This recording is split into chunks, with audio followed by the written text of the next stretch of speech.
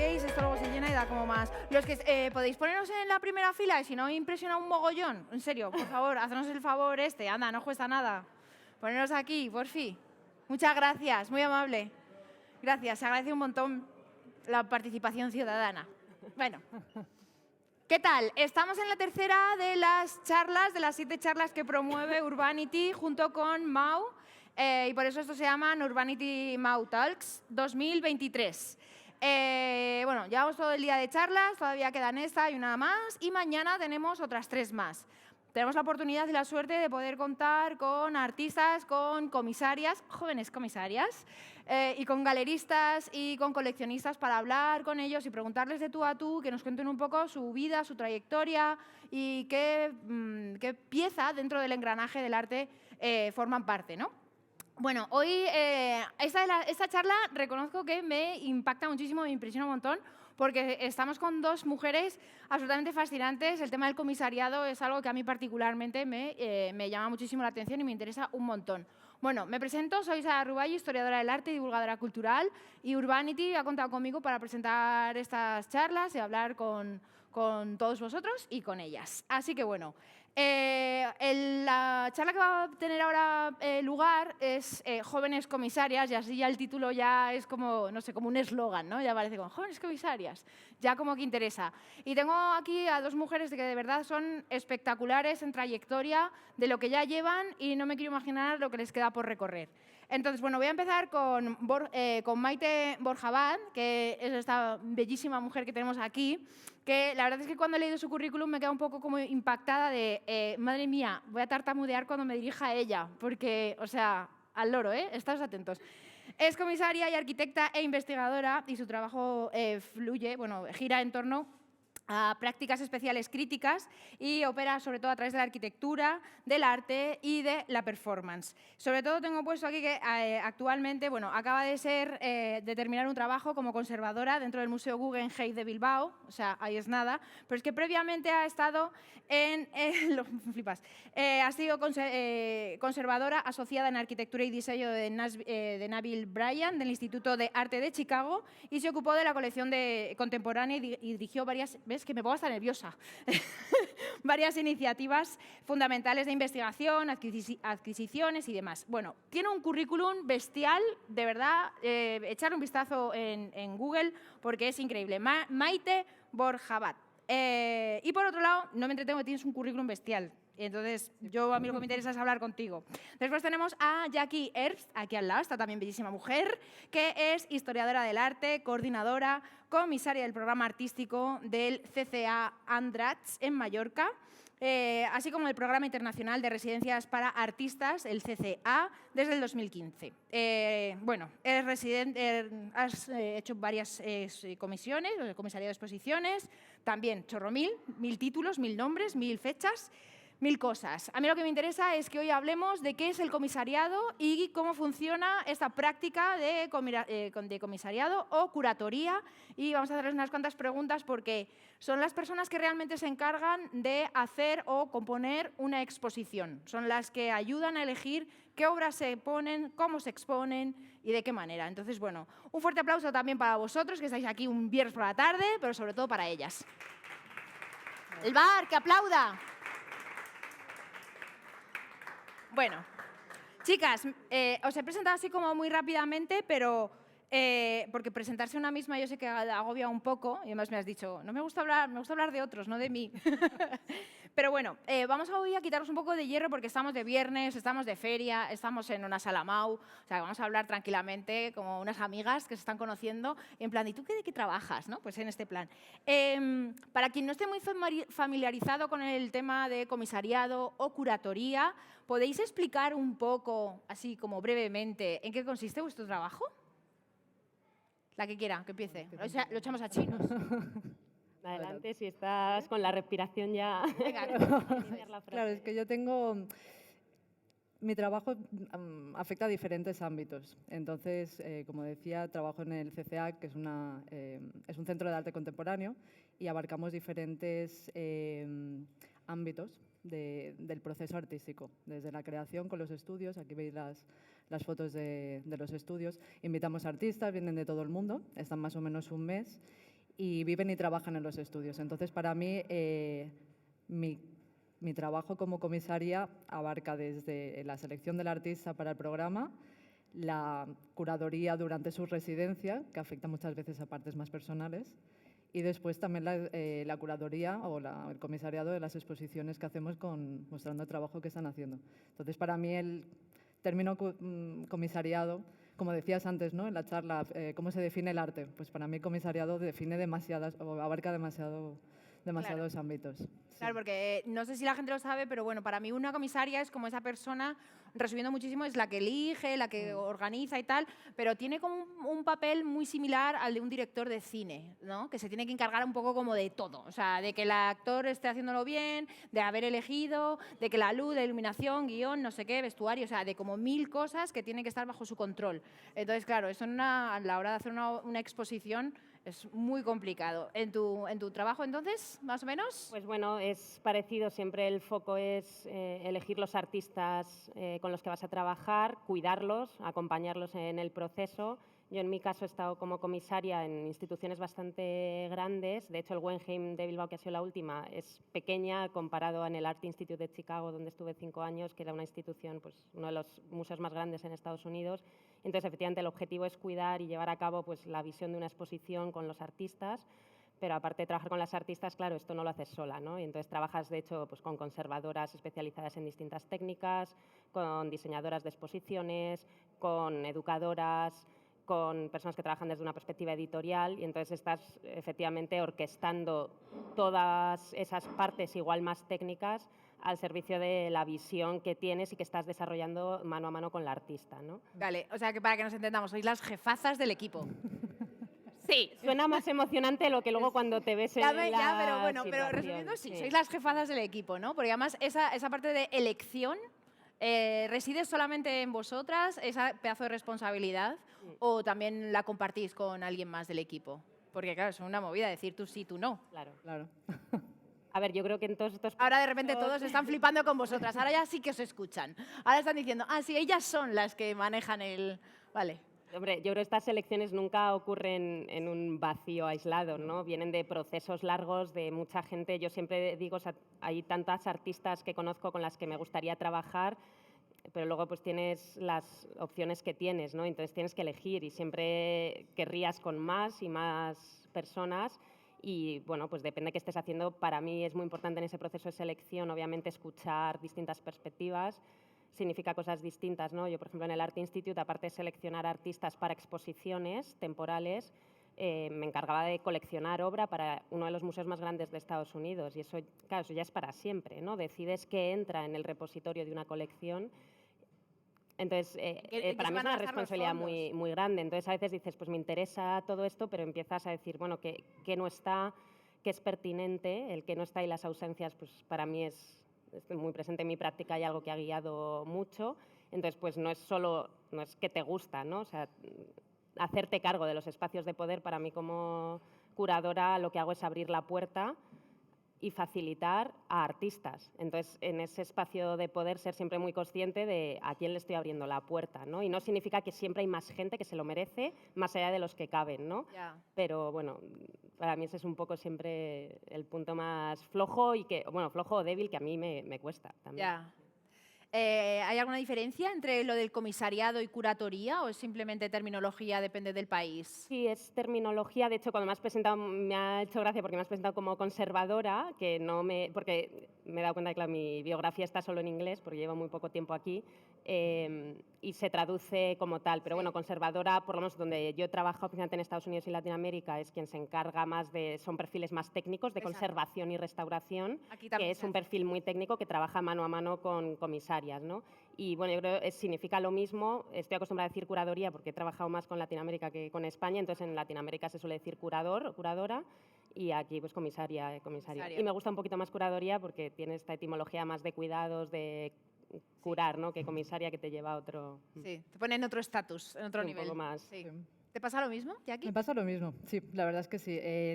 Eso que comentabas, ¿no? Que para ti el trabajo de comisaria al final es abrir una puerta, para mí es crear un puntos de encuentro, ¿no? Yo vengo de Mallorca. Mallorca es un sitio que acoge gente de todo el mundo.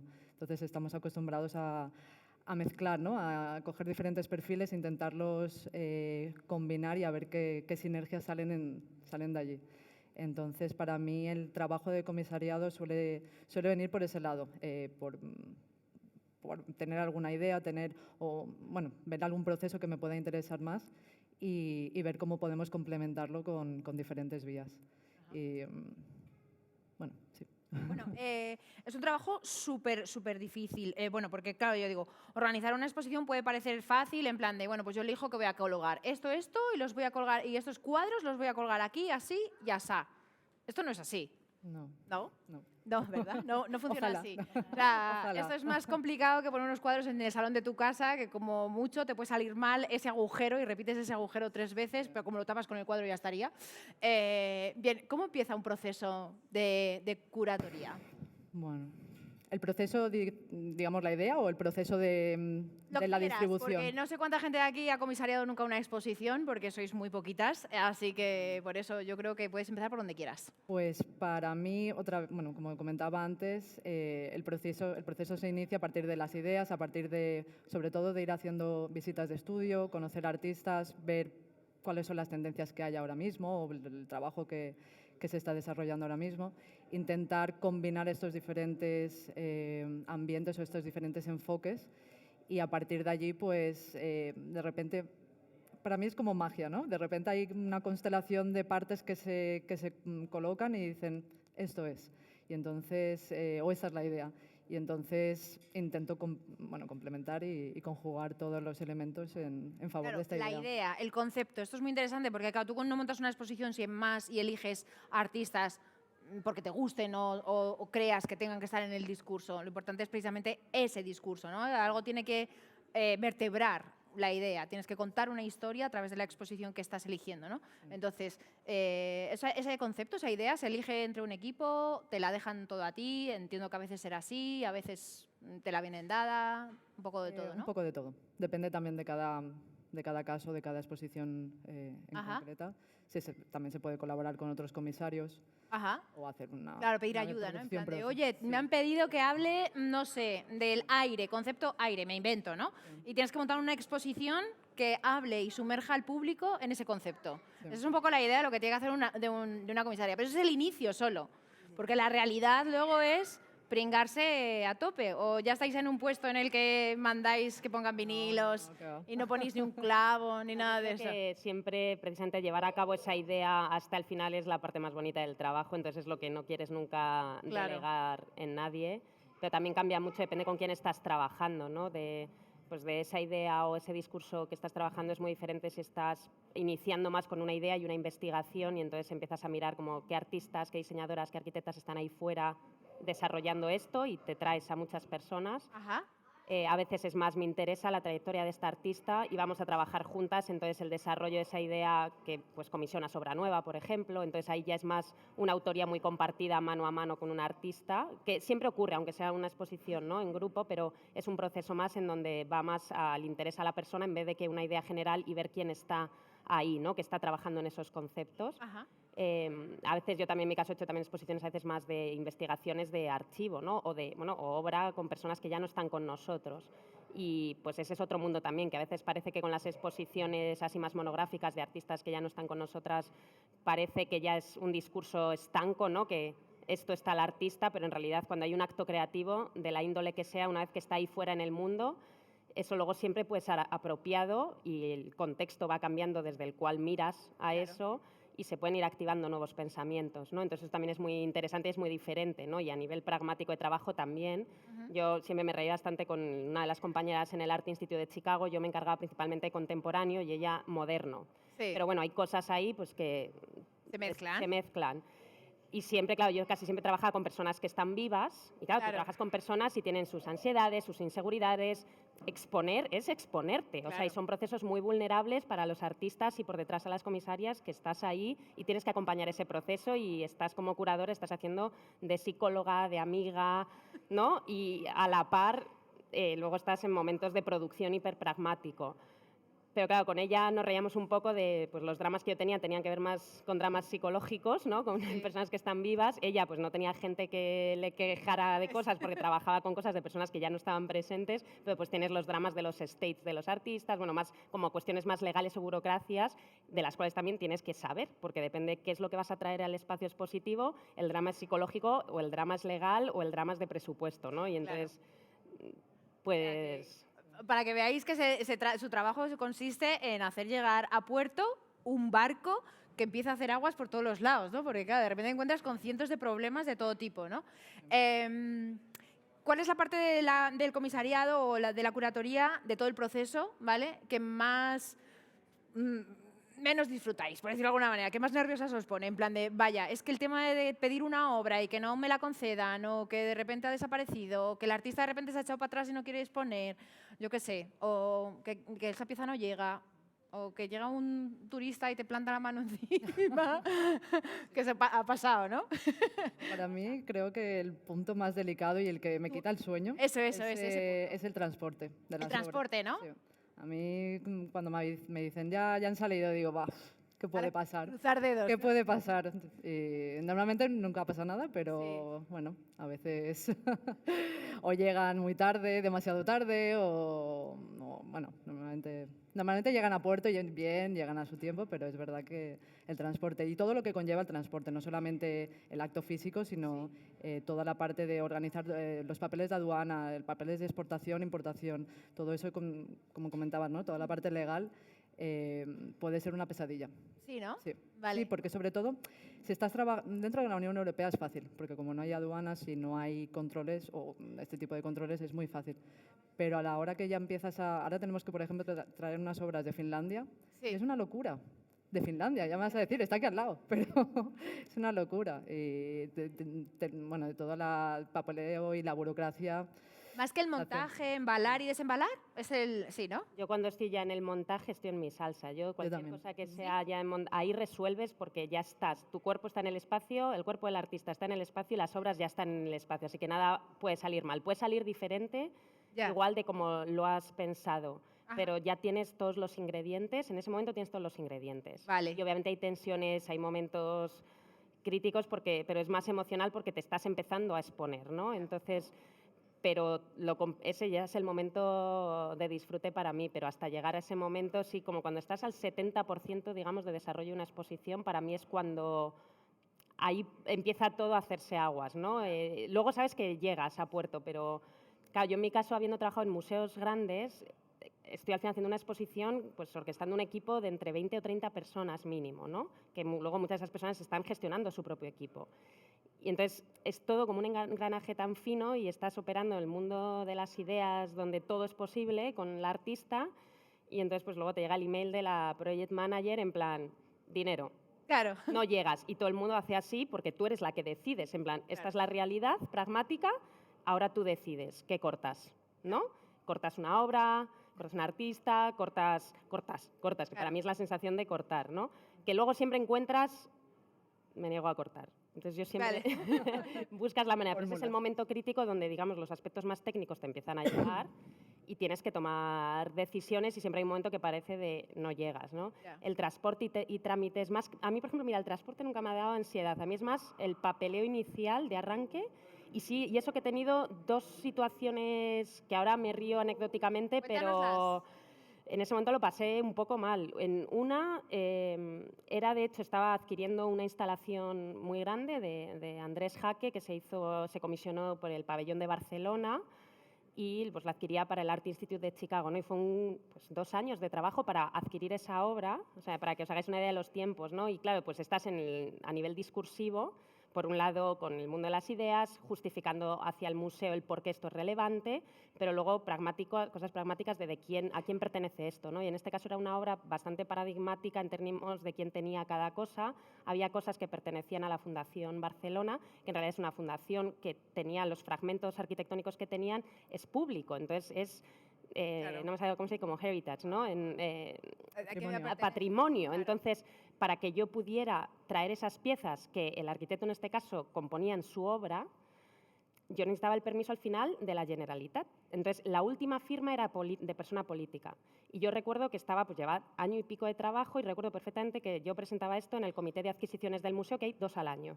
2 al año. Entonces, vas trabajando con ese deadline. Y el comité de adquisiciones era a principios, segunda semana de marzo, o sea, de mayo.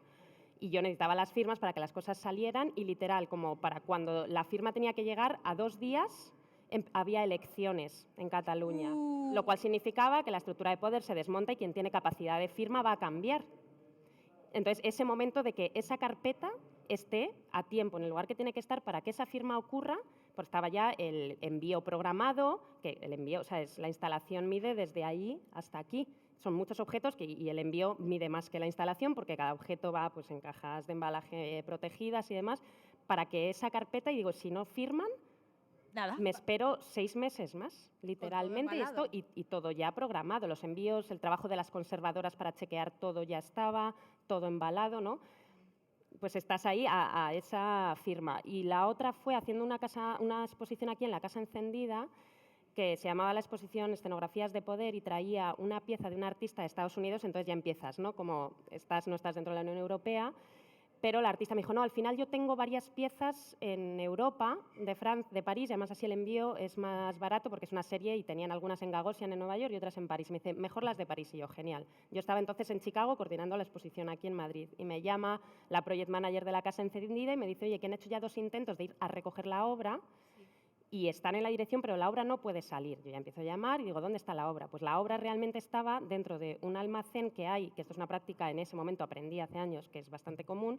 Dentro del aeropuerto hay una zona que realmente se guardan obras que vienen pues, de Estados Unidos, de manera que oficialmente no han pasado la frontera. Entonces, así tú no pagas los aranceles correspondientes hasta que la obra va a ser requerida en una exposición. Entonces, estás en Francia, en París, pero en realidad no, porque estás en la zona de tránsito, que es aguas internacionales, digamos. Entonces, claro, había que hacer todo un papeleo que aumentaba el presupuesto, pero que si la obra no estaba en circulación más de 3 meses y medio y nunca se separaba de ese papel, entonces no tenías que hacer el trámite arancelario y entonces era como que luego lo devolvías y no había que hacer el trámite arancelario.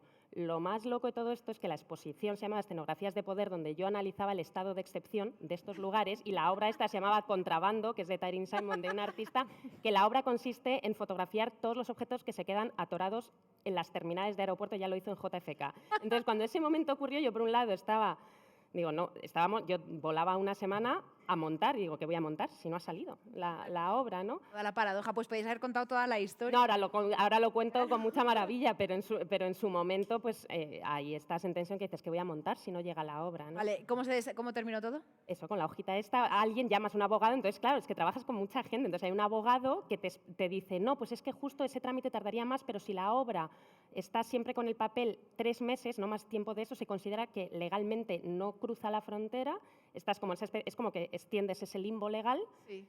Y estás todo el rato, ese papelito técnicamente está con el embalaje que se guarda al lado y la pieza se devolvió a tiempo, de manera que no hubo que hacer ese trámite. De hecho, justo para lo de Finlandia nos han recomendado hacer lo mismo, así que...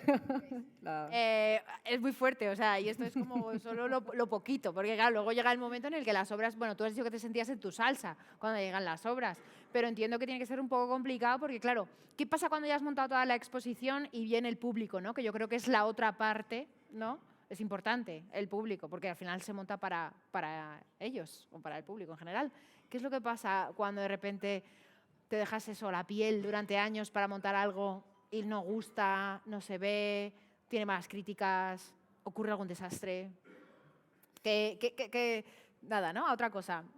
Ya estáis metidas en otra expo y ya nos olvidamos, como los artistas que nos han dicho antes, ¿no? Yo lo hago y yo que vaya a la galería y ya me olvido. No, a ver, yo sigo estando y a mí me gusta la parte de ir revisitando la exposición, intercambiando ideas con los visitantes, con otros comisarios que vengan con artistas. Pero es verdad que una vez cierras el proyecto, ya está cerrado. O sea, vale. Si no, es como la obra que nunca terminas de acabar, ¿no? El típico caso de pintor que rehace y rehace y rehace y nunca acaba de terminar la obra. Una vez que está terminada la exposición ya, Ajá.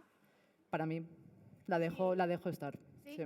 Para mí es un poco parecido. Sí me gusta cuando es posible, porque a veces haces exposiciones en un sitio donde no vives, entonces literal vas, la montas, la experimentas con gente el día de la inauguración y poco más y no la vuelves a ver, ¿no? Pero cuando he hecho exposiciones, pues tanto en el Art Institute de Chicago, en donde estaba día a día, ¿no? En el Guggenheim, a mí sí me gusta de vez en cuando pasearme, nadie sabe quién eres y entonces pues ves cómo la gente se comporta, cómo la gente... Bueno, pues ¿Y qué- habla, ¿no? Y dice, y es interesante, ¿no? Sobre todo cuando un poco lo que tú estás intentando hacer empiezas a ver que está llegando, ¿no? Esto también es más de audiencia y es diferente a una crítica. O sea, esto ya es como... Son cosas totalmente diferentes. Bueno, ¿algún drama confesable que haya pasado en una expo ya montada? En plan de, Dios, si lo llego a saber no lo hago. No.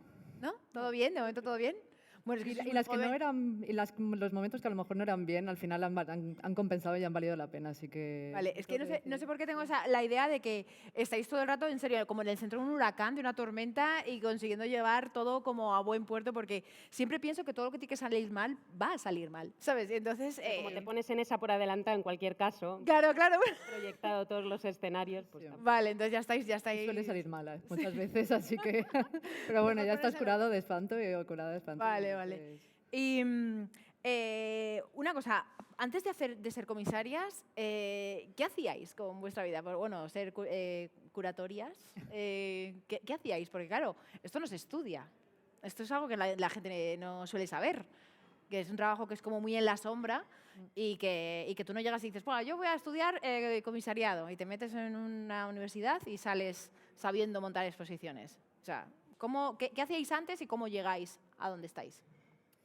Yo en mi caso estuve trabajando en diferentes instituciones en Mallorca y fue un poco ver por imitación, ¿no? O por observar el trabajo que hacían otros comisarios. Entonces, y de trabajar mano a mano con ellos y me iba dando cuenta de cómo ibas haciendo los discursos. Luego, una vez que te sientes, bueno, obviamente vas viendo vas generando tus propias ideas y vas generando tus propios ritmos y caminos. Y una vez te sientes algo cómoda, dices, bueno, yo tengo una idea. Y cuando se tiene en cuenta esta idea, vas cogiendo confianza y salen, Sí, ¿no? bien. Sale adelante. ¿Cómo Sí. fue tu caso, Maite? Es que estaba escuchando, estaba yendo para atrás y siempre que me hacen esta pregunta, digo, no toméis como ejemplo porque no es tan común. Casi todas las curadoras que yo he conocido, colegas maravillosas, muchas vienen pues son historiadoras del arte, ¿no? O estudios culturales o así, y hay una aproximación ya en donde incluso la palabra existe, ¿no? Y la estudias o algo. Yo, en mi caso, pues, soy arquitecta de formación. Aprendí a posteriori que ya estaba haciendo cosas de comisariado antes de saber lo que era la palabra, ¿no? de curadoría, no sabía lo que era, pero bueno, curadoría para mí obviamente parte es hacer exposiciones, pero también pues programación, conferencias, performance, no todas estas ideas de movilización de ideas, de arte, de personas, se materializan a través de la exposición, ¿no? Pueden materializarse de muchas maneras y esto te lo articulo ahora a posteriori, pero yo estaba ya haciendo esto sin saber lo que era la curadoría. Pues casi ya medio de estudiante, ¿no? en arquitectura. Supongo una buena formación como arquitecta es que nos pedían de todo y no nos enseñaban nada, entonces lo de lanzarte al vacío e ir buscando tu camino era algo que pues, el miedo se quitó desde el principio, como que no lo sentí ya más profesionalmente.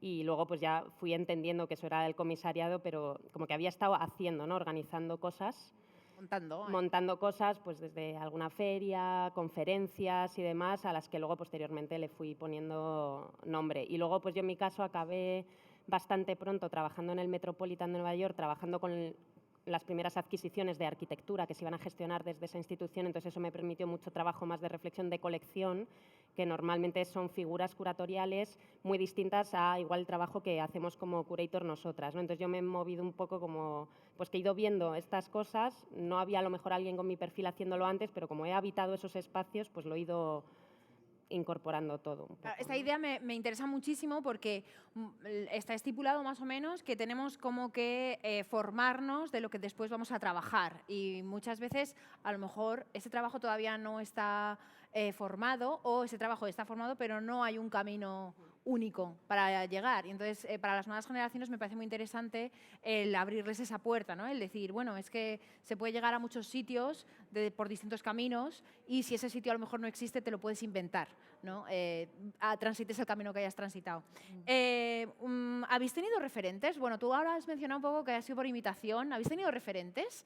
Que esto también me parece como muy importante, muy interesante. Sí, o sea, por supuesto he tenido referentes. Como decía, ha sido mi trabajo. Me pasó más o menos lo mismo que a ti, que empiezas a hacer trabajos, empiezas a desarrollar ciertos aspectos de tu trabajo sin darte cuenta de que realmente eso se llama comisariar un proyecto o comisariar una exposición.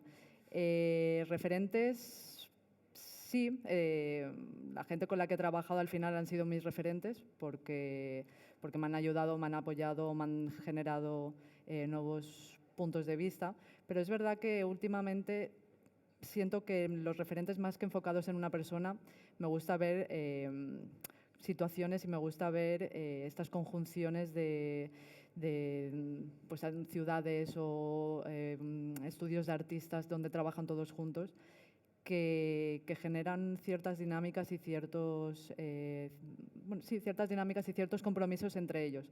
Y eso me parece mucho más importante en mi sentido, sobre todo otra vez, porque como estoy trabajando con un centro de residencias, esta parte de combinar y de unir y bueno, ahora me estoy liando, pero bueno, de unir gente me parece mucho más interesante que simplemente ver el trabajo de una persona, cómo está dando un punto de vista hacia una exposición. Entonces, por ejemplo, el año pasado estuvimos en México, en Guadalajara, para la Art Week allá, y para mí fue, bueno, me abrió los ojos ver como artista, bueno, hay un sistema no un sistema, sino una sociedad artística muy grande y muy desarrollada y muy comprometida el uno con el otro. Entonces vas a visitar un estudio de un artista bastante establecido, pero te dicen, no, antes de ver las mías vamos a pasar por este joven artista que acaba de salir de la universidad y se acaba de graduar y vamos a ver esto. Y a partir de las obras del artista joven, en este caso, empiezas a ver... bueno, el otro artista te lleva a su estudio, pero siempre hay cierta sensibilidad y compañerismo en este sentido. Y para mí, en mi caso, me llama mucho más la atención últimamente este compañerismo, a lo mejor a raíz del COVID, ¿no? De que hemos estado tan cerrados y tan aislados en ese sentido, pues tener la oportunidad de combinar, de unir y de combinar diferentes perspectivas en un espacio me parece mucho más interesante. Sí. Maite. Pues yo, es que justo hace poco me hicieron esta pregunta para una entrevista a un podcast, no sé si eran referentes, pero mentores, ¿no? Y entonces me hizo pensar, que igual parezco un poco hater ahora esto, pero esta figura de mentores, ¿no? Que muchas veces te imaginas pues, de generaciones previas que te facilitan y te abren puertas y entonces... Además, en este caso la entrevista era para un podcast en Perú de arquitectura y me preguntaban, ¿no? Y dije, joder, pues la realidad es que No. en mi formación, ¿no? En mi caso de la Escuela de Arquitectura, no te puedo enunciar un nombre de ningún profesor, y ahí digo profesor porque la mayoría eran profesores, que a mí me haya marcado, facilitado o empoderado. Perfecto, Ninguno. porque es una respuesta súper válida y que hay que decirlo, pero porque no siempre hay a quien seguir. Sí, entonces, pero precisamente por esa ausencia, Ajá. si me estoy flexionada con las ausencias, sí dije, pues a mí me han influido mucho mis compañeros. O sea, yo he llegado a hacer lo que he hecho, yo sobreviví a ese lugar pues por todos mis compañeros, de aprender con ellos, ¿no? Y esa manera de hacer tiene mucho que ver luego, me acompañó mucho a lo largo de toda mi carrera profesional. Pues igual no he tenido, por suerte o por desgracia, como estas figuras más de mentores que pues, sí te abren caminos y te los tienes que abrir tú solita, pero no sentirte sola en el proceso, porque siempre, entonces todas las personas que para mí son referentes, igual no tengo tantas con más distancia, pero sí, pues artistas con los que he trabajado o he tenido la oportunidad de conocer, que te has acompañado en procesos hasta que luego consigues poder trabajar juntas, ya hay, ¿no?, relaciones construidas que te han acompañado más allá de hacer una exposición juntas, por ejemplo, ¿no? Pero siempre ha sido bastante contextual, generacionalmente hablando, ¿no? En ese sentido de pues tenerte que abrir tú los caminos, y igual no he tenido mentores, pero sí he estado acompañada, ¿no?, en los procesos, y al final esas personas se hacen tus referentes, ¿no? No, es muy bonito decir esto porque siempre estamos pensando eso, ¿no? Lo típico que dices, pues alguien que me ha enseñado y yo he seguido el camino, o yo quería ser como tal, y muchas veces precisamente es todo lo contrario, y nos nutrimos de los que tenemos al lado y creamos el camino pues caminando, simplemente, acompañadas, más o menos, depende del momento. Una de las cosas más interesantes es el tema de ¿cuántos tenéis equipo? O sea, ¿tenéis un equipo formado por vosotras y tenéis, o vais variando? ¿Cómo hacéis esto? ¿Cómo lo gestionáis? En nuestro caso somos un equipo bastante pequeño, somos 4 personas.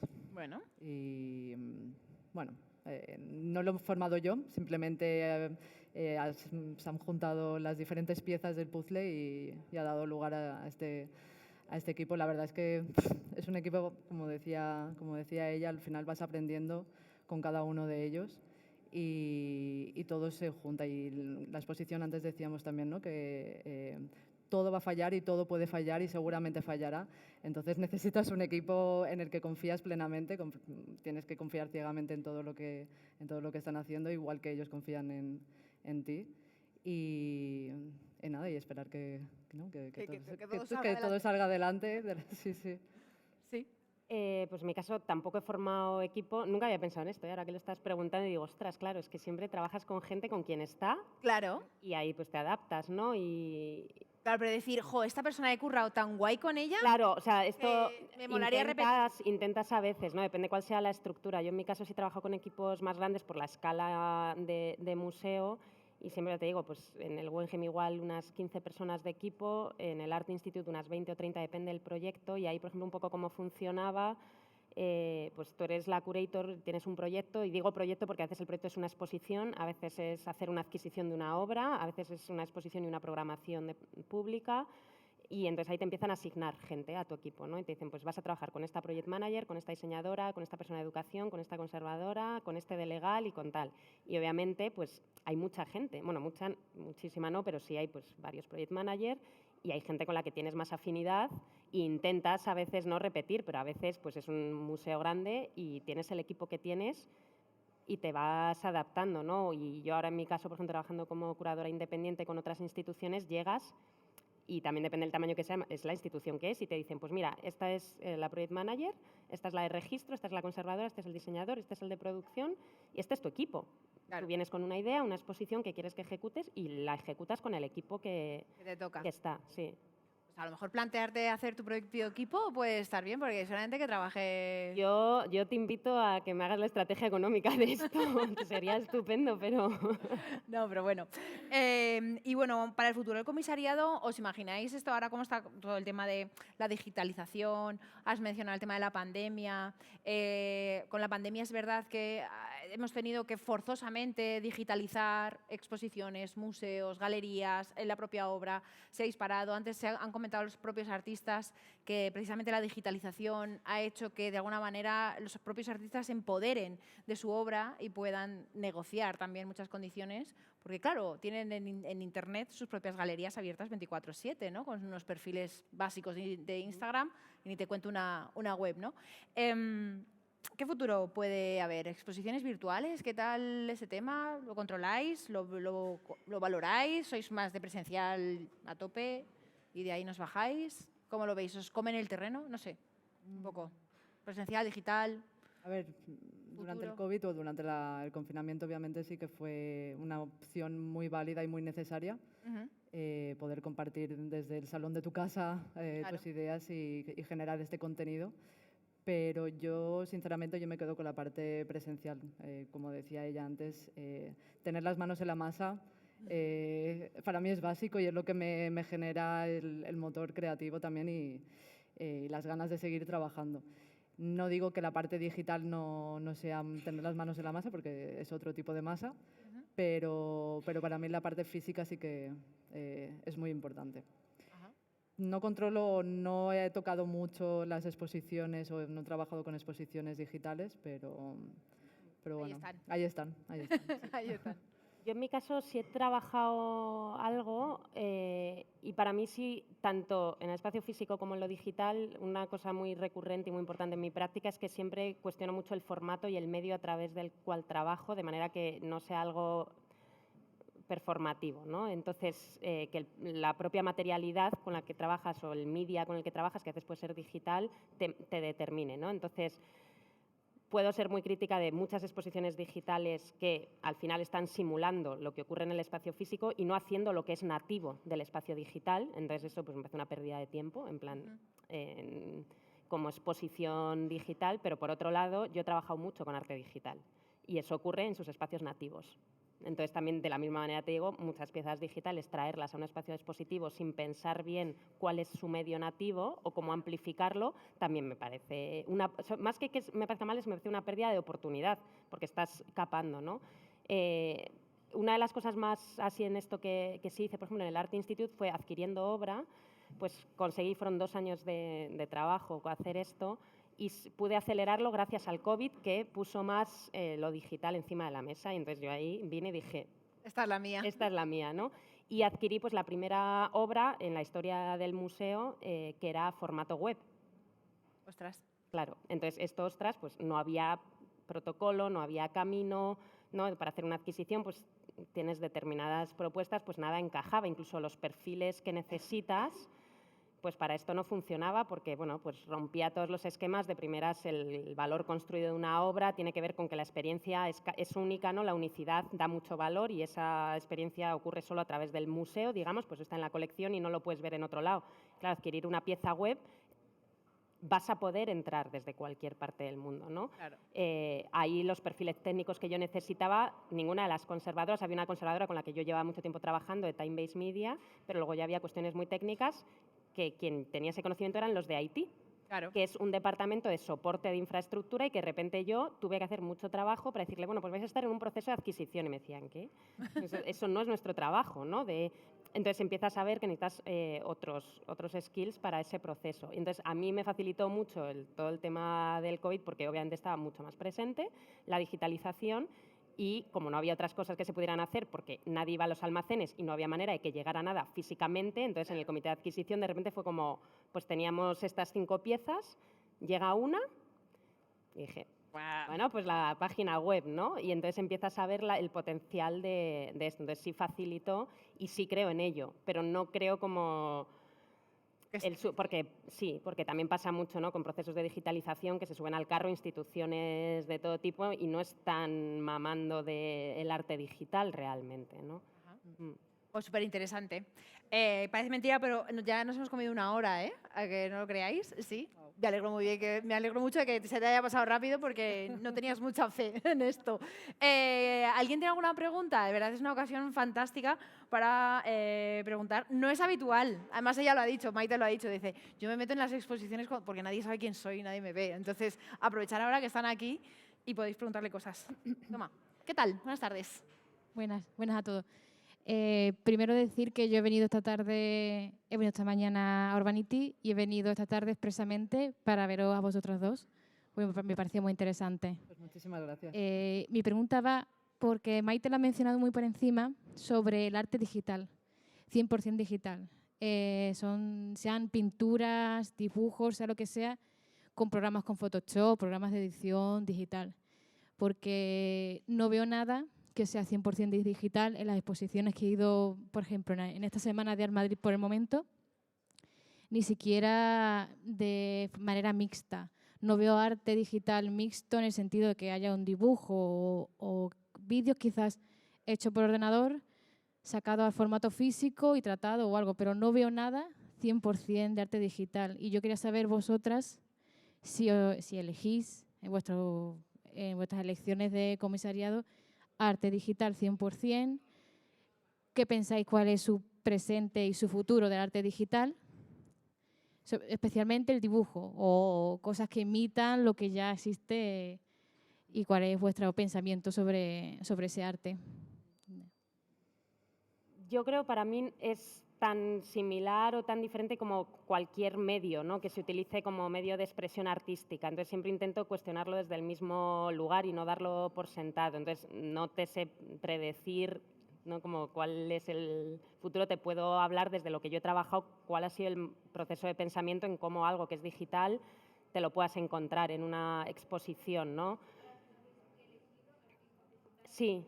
Entonces, por ejemplo, la obra esta que mencionaba antes, que adquirí para la colección del museo, y si es una obra totalmente digital, realmente es un formato web, la pieza, y la web, cuando accedes, es realmente como una secuencia aleatoria de GIFs, que GIFs también como formato.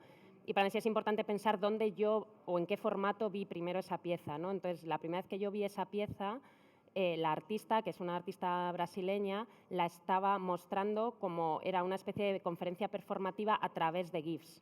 Entonces ves que todo el rato siempre es muy honesto con el formato y el medio que está usando. Entonces no lo vi en una pantalla sin más, ¿no? También es verdad que esta pieza, cuando se adquiere y se puede ser expuesta, la pieza existe en la web, te metes en Google y la ves, y tiene un formato de instalación. Y en este caso el formato de instalación, pues como la pieza era un GIF, que son imágenes, ¿no?, que al final un GIF es una composición, pues, de varios JPGs, por ejemplo, que van generando ese movimiento. La idea de movimiento y repetición sobre la misma imagen pictórica, eso traducido al espacio físico en la versión de instalación del artista, ella era al final un empapelado de pared, como un wallpaper, en donde ese ejercicio de repetición que ocurre en el GIF, con imágenes prácticamente iguales, pero que empiezan a generar el dinamismo, se traducían, ¿no? Y tenías luego el formato en un vídeo, en donde era la versión de interacción del artista con esa web, porque cómo funcionaba la web es que tú con el ratón vas interactuando y te vas saltando distintos GIFs. Entonces, cómo tú te vas a interactuar va a ser diferente que cómo yo me voy a interactuar. Entonces, la versión más estática de la pieza que la artista elegía era ella interactuar con esa web y grabar eso, y aparecía como vídeo. Entonces, si tú vas al espacio expositivo, te encontrabas esa instalación con la información también de tú generas tu propia experiencia de esta obra en este link, y está el formato web, ¿no? Entonces, de nuevo, pues sí, era una pieza que estaba en el espacio expositivo y tenía vídeo y tenía materialidad, pero la lógica del medio respondía a la lógica de la pieza que ha nacido en online, ¿no?, digitalmente. Entonces, pues no tengo una receta específica, es siempre pensar mucho de manera honesta cómo funciona el medio y el formato que estás usando, ¿no?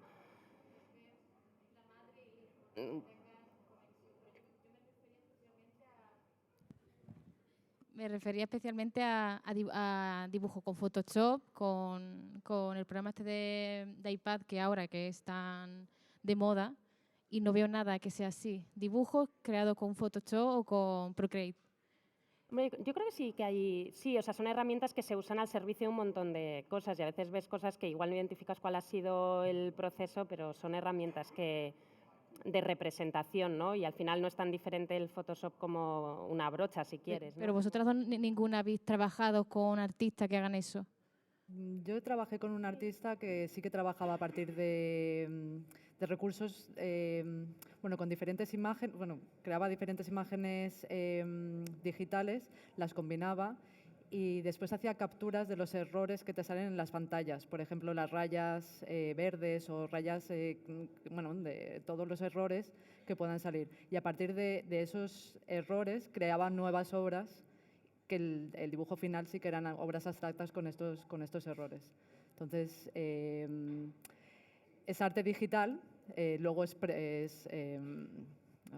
físico, porque al final son imágenes impresas, pero están generadas desde el trabajo digital, ¿no? Y entonces, bueno, no sé si...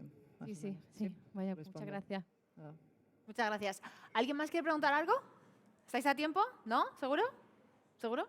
Porque yo quiero preguntar cuál es esa web. Claro, se puede ver, ¿no? Esa web se puede ver. Luego te la mando, sí. Vale, genial.